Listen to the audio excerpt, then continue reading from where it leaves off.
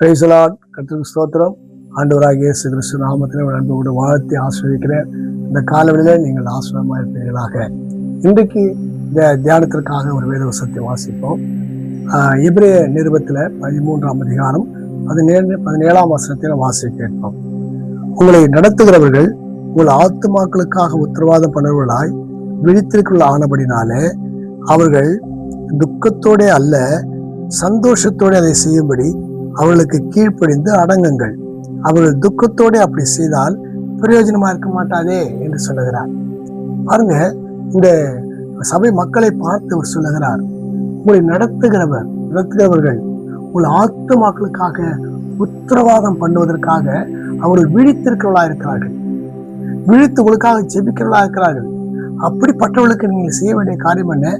நீங்கள் செய்ய அவர்கள் துக்கத்தோடு உங்களுக்கு அவங்களை நடத்தாதபடிக்கு சந்தோஷத்தை நடத்துவதற்காக நீங்க செய்ய வேண்டிய காரியம் கீழ்ப்படிந்து அடங்க வேண்டும். இந்த கீழ்ப்படிந்து அடங்குவது என்பது மிகவும் சிரமமாய் உங்களுக்கு காணப்படலாம். அப்படி அல்ல. ஏனென்றால் நாம் பேதுல ஏற்கனவே வாசித்திருக்கிறோம். அதாவது கர்த்தருடைய பலத்த கரத்துல அடங்கியிருங்கள், அப்போது கர்த்தர் உங்களை உயர்த்துவார் என்று சொல்லப்பட்டிருக்கிறது. அதே போல இன்றைக்கு நீங்கள் கீழ்ப்படிந்து அடங்கும் பொழுது ஆண்டவராகிய தேவன் உங்களை நிச்சயமாய் ஆசீர்வதிப்பார்.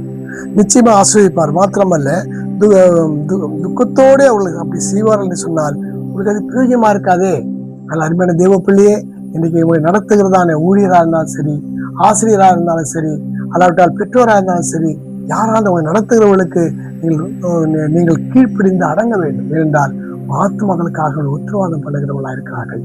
அது விசேஷமாக போதகர்கள் உங்கள் ஆத்துமகளுக்காக உத்தரவாதம் பண்ணுகிறவர்கள், அவர்களுக்கு நீங்கள் கீழ்ப்பிடிய வேண்டியது அவசியமா இருக்கிறது. அனைவரும் கீழ்ப்பிடிக்க மனதில்லை, தாந்தோழித்தனமாய் திரிந்து கொண்டிருக்கிறார்கள். இது நிமித்தமாக நிறைய ஆசிரியர்கள் இழந்து விடுகிறார். தேவ பிள்ளைகளை இந்த காலநிலையிலே தேவனாக்கிறது உங்களோடு சொல்லுகிறார், நீங்கள் கீழ்ப்பிடிந்து அடங்குங்கள். நிச்சயமாக ஆண்டவராகிய இதனுடைய வாழ்க்கையில ஒரு பெரிய உயர்வை கட்டிடுவார். நம் ஜெபிப்போமா? பரலோக பிதாவை நன்றி செலுத்துகிறோம். இயேசு நாமத்துக்கு வருகிறோம். உடைய சமூகத்தை தாழ்த்தி ஒப்பு கொடுக்கிறோம். ஆண்டவரே, இந்த நாளிலேயே நோக்கி நாங்கள் பார்க்க முடியாது தேவன் பாராட்டின கிருபை கரண்டி செலுத்துகிறோம்.